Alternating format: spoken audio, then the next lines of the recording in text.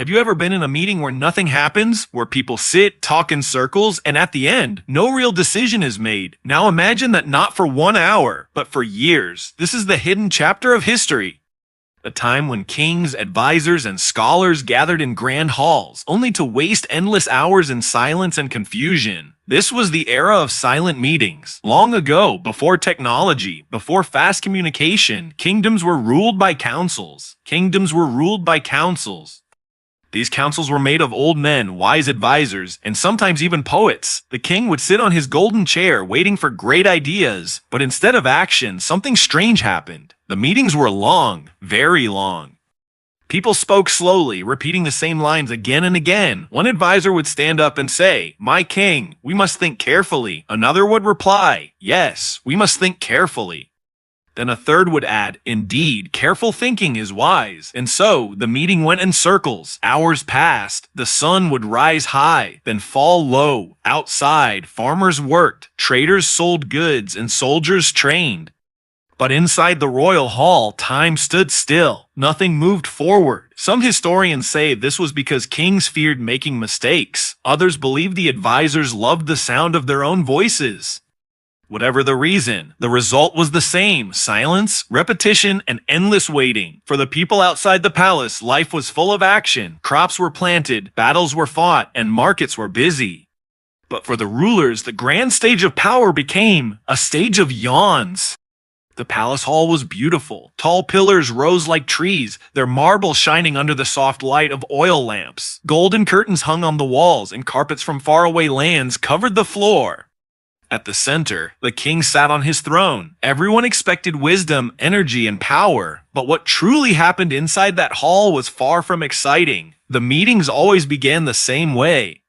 A bell rang, servants brought water, and the council members entered. Some were old and slow, leaning on sticks. Others were young, but afraid to speak. The king would nod his head, and the first advisor would rise. He would talk for 20 minutes, carefully choosing each word. The second advisor would then repeat almost the same idea, but in slightly different words. The third advisor, not to be left behind, would agree again.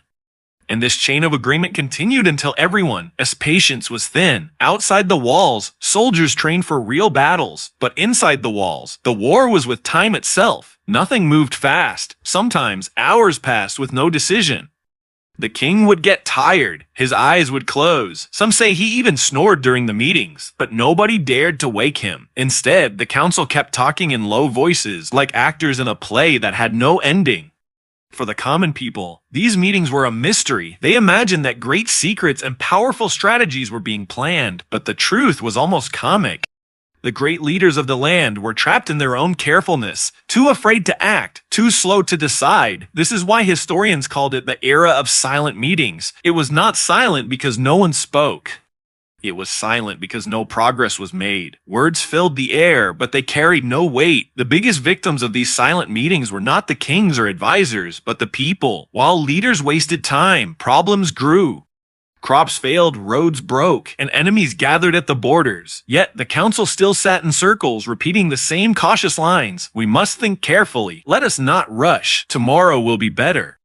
The kingdom itself was not weak. It had wide rivers, strong farms, and loyal soldiers. The people were hardworking, waking up at dawn and resting only when the stars appeared. They trusted their king, believing that inside the palace great wisdom guided the land. But slowly whispers began to spread. Farmers asked, "Why are the roads not repaired?" Merchants wondered, "Why are the taxes still rising?" Soldiers questioned, "Why do we wait when enemies prepare?" The answer, though hidden, was simple. The council was stuck in silence. Every time a decision was needed, the advisors would delay. If someone suggested action, another advisor would reply, "Let us not be hasty." If someone spoke about danger, another voice said danger is best avoided by patience. And so weeks turned into months. The kingdom waited. There is a story told by travelers of that time. One day, a messenger came running from the border. He warned that enemy soldiers were moving closer. The council was called. The king sat ready to hear the news. The messenger, sweating and tired, shouted, "They are coming, my king. We must act now." But the advisors only stroked their beards. One of them said, "Before we act, let us form a committee to study this problem." Another added, "Yes, we must carefully write a report." The third advisor nodded. We should wait for a better season before making any movement. By the time the council finished their endless talk, weeks had passed. The enemy had already built camps near the border. Action was too late. The people grew restless. They saw their leaders drowning in words, while real problems multiplied. Some historians believe this was the true danger of the era of silent meetings. Not only wasted time, but wasted chances. But why did the king allow it?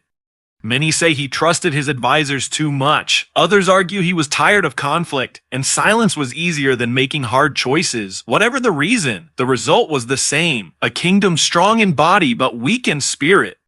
The soldiers sharpened their swords, but orders never came. The farmers harvested crops, but trade routes remained broken. And the advisors, they continued their long, slow speeches as if time itself was their favorite game.